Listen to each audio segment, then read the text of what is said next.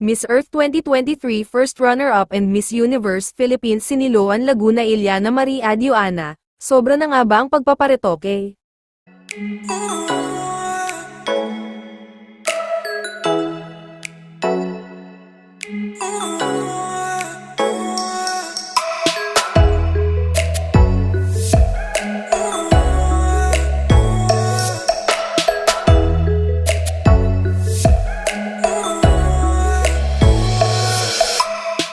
Hindi naman masama ang magpagawa ng kung ano-ano sa katawan lalo na kung makakatulong iyon for enhancement as preparation for upcoming pageant ng isang beauty queen, ngunit kung sobra na ay hindi na magandang tingnan.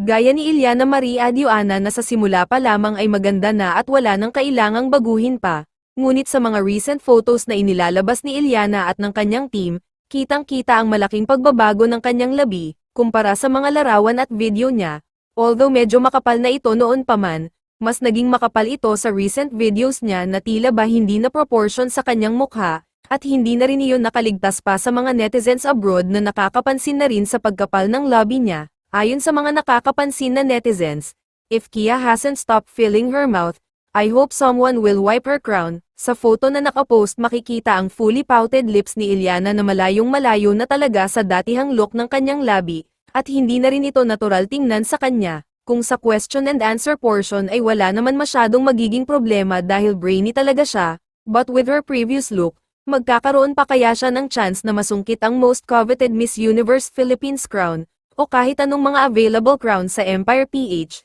anong masasabi mo rito? Please like and subscribe, thank you.